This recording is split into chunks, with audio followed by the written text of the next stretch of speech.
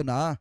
Gaano kaya po katotoo itong nakita nating balita na kung saan mga kababayan, ayon daw po kay Ramon Tulfo o kay Sir Mon Tulfo, eto daw pong si Governor Daniel Fernando ginulpe ng isang mataas na opisyal dahil daw po mga kababayan sa road rage na nangyari dyan po sa NLEX mga kababayan. Eto, pakinggan po natin. Bugbog sarado raw si Bulacan Governor Daniel Fernando matapos makasagupa umano ang isang presidential son sa road rage incident sa NLEX. Ang detalye sa agenda report ni Francis Polve. Alam niyo mga kababayan, ito kung may katotohanan man po yan kung tutuusin dapat lang naman po talaga sa mga taong naghahari-harian na talagang makakita at makahanap po ng katapat. At kung may katotohanan man po ito mga kababayan, matinding aral na po yan kay Governor Daniel Fernando. Ano po yung nangyari sa kanya? Kung totoo man po itong balitang inilabas ng Billionaire News Channel. Anyway, tuloy pa natin. Magaang muka dahil ginulpi ng isang mataas na opisyal. Ito raw ang dahilan kung bakit di muna nagpapakita sa publiko si Bulacan Governor Daniel Fernando, ayon sa kolumnistang si Mon Tulfo. Sangkot umano ang convoy ng gobernador sa road rage noong February 21 sa NLEX, kung saan hinabol at hinarang daw nila ang isang Land Cruiser na umovertake sa kanila. Sa kasamaang palad, anak pala ng Pangulo ang sakay umano ng nasabing sasakyan. Nauna nang itinanggi ng Malacanang na sangkot ang presidential son sa insidente. Nagsita na po kasi rito ang si SecDay patungkol po dyan at ang alam po natin ay nag-iimbestiga po ang LTO. Probably mas maganda po maitanong ito mismo sa LTO.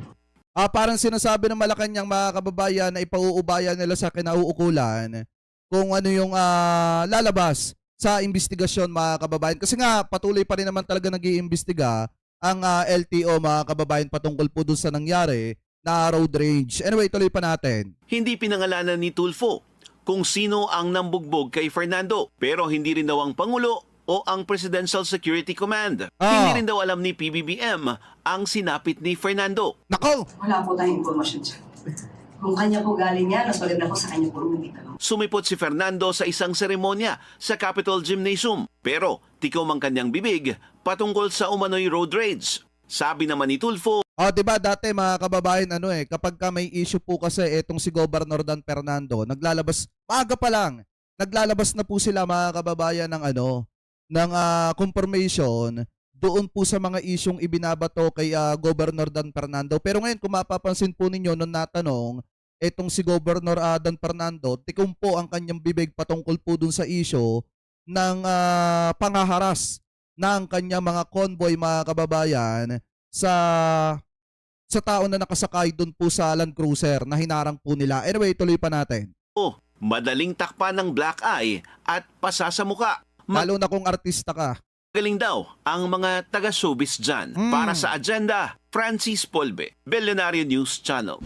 So ngayon basahin natin itong nakita po natin. Kasi minakita tayo galing po sa Abante. Ito mga kababayan hindi po natin sinasabi kung ito po ay totoo or hindi mga kababayan. Ito lamang po ay nakita natin sa Abante News Online. Ikini-credit po natin sa kanila yan. Kasi ayon po dito mga kababayan sa Abante, isiniwalat daw ni Ramon Tulfo ang di umano'y pananapak at pananakal ni Department of Interior and Local Government DILG Secretary John Vic Remulla kay Bulacan Governor Daniel Fernando. Ito'y kaugnay ng kinasangkutan di umano ni Fernando na sa NLEX o na NLEX road rage laban sa anak ni Pangulong Ferdinand Bongbong Marcos Jr. mga kababayan. So sabi daw dito ni Ramon Tulfo, pinatawag si Fernando ni DILG Secretary John Vic Remulla sa Camp Crame. May office kasi ang DILG Secretary sa loob ng Crame. Sinuntok ni Remulla si Fernando sa mukha. Bagsak. Yan sabi dito sinuntok uli, bagsak uli. Pagbangon uli ni Fernando, sinakal siya ni Remulla, lumabas ang dila ng gobernador sa sakal. O ayan ang buong drama ayon sa aking Tweety Bird. So ngayon mga kababayan, hindi natin alam kung may katotohanan ba ito or hindi. Pero isa lamang po yung sigurado dito mga kababayan.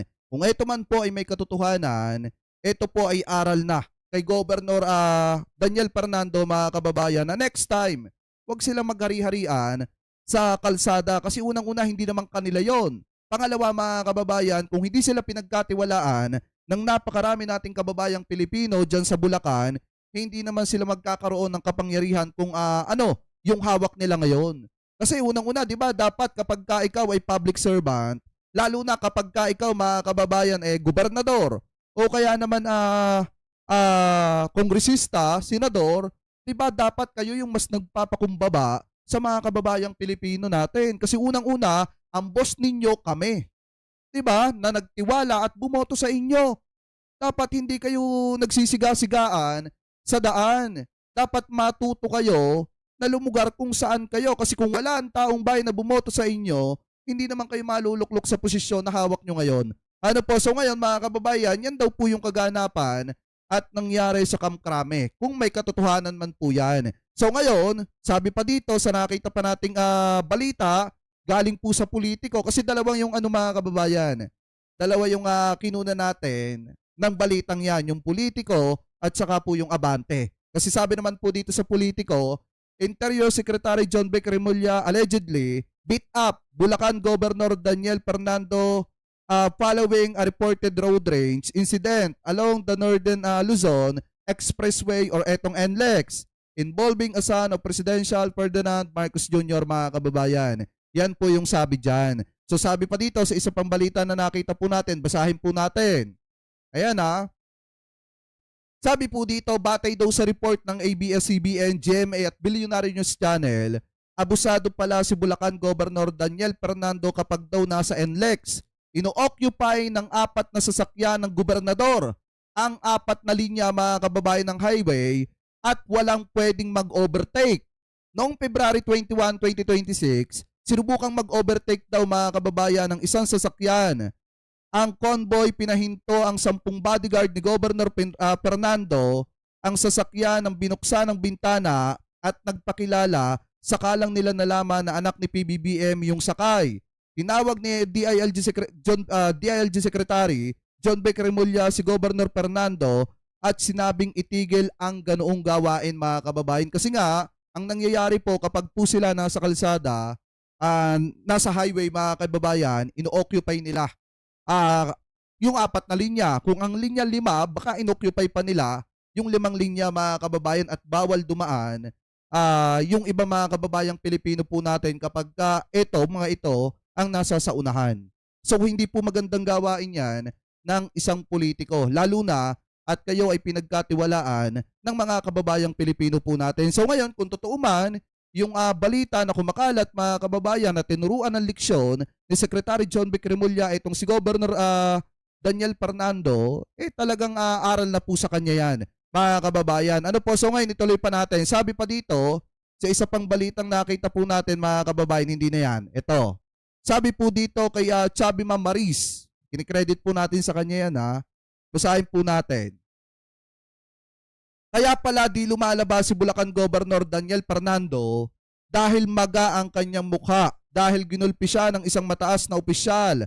Ayon sa Tweety Bird ni Ramon Tulfo daw, naglulumuhod daw si Governor at nagpagulpe pa lang dahil sa ginawa niya sa anak ng Pangulo, kay Bini Marcos daw, mga kababayan. Definitely, hindi si BBM ang gumulpi sa kanya at hindi rin mga taga-Presidential Security Command. Sabihin na lang natin na isang opisyal na nagmamalasakit sa anak ng Pangulo, mga kababayan. Tinutukan kasi ng mga bodyguard ng mayabang na gobernador si Bini at ang kanyang driver nang umovertake ang Toyota Land Cruiser ni Bini sa convoy ng local office, mga kababayan. Kapag itong gobernador ang lumabas, ay nagko-convoy ito at ayaw magpa-overtake. The governor's convoy usually hugs the highway at kapag kami nag-overtake ay hinahabol nila at tinututukan daw po ng armas.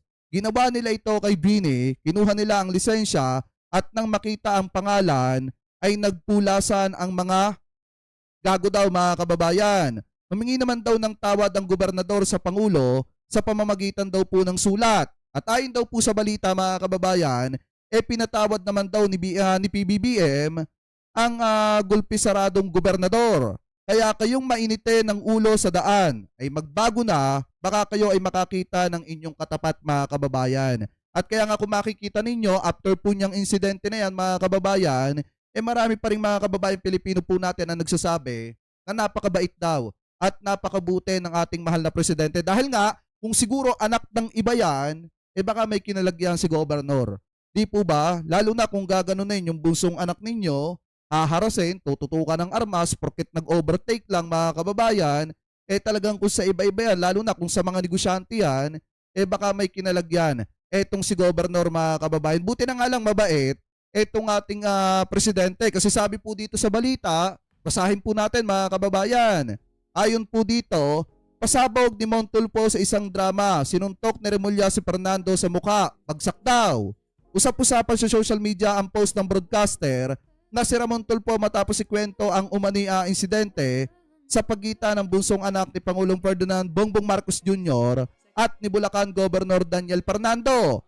Ayon kay Tulfo, may tuturing pa raw na talagang mabait ang Pangulo matapos daw na patawarin si Fernando kaugnay ng sinasabi unang panghaharas ng convoy ng gobernador sa bunsong anak ni PBBM at ni First Lady Liza Araneta Marcos na si Vinnie Marcos sa North Luzon Expressway or etong NLEX noong gabi ng Pebrero 21 mga kababayan. Kasi nga, di ba kung matatandaan nyo, sumulat nga itong si Gobernador at tumihingi ng pasensya kay PBBM at agad naman daw pong pinatawad dyan ng ating presidente mga kababayan. At doon pa lang makikita nyo kung gaano kabait si PBBM. Kasi kung sa iba-iba nga yan, baka po may kinalagyan.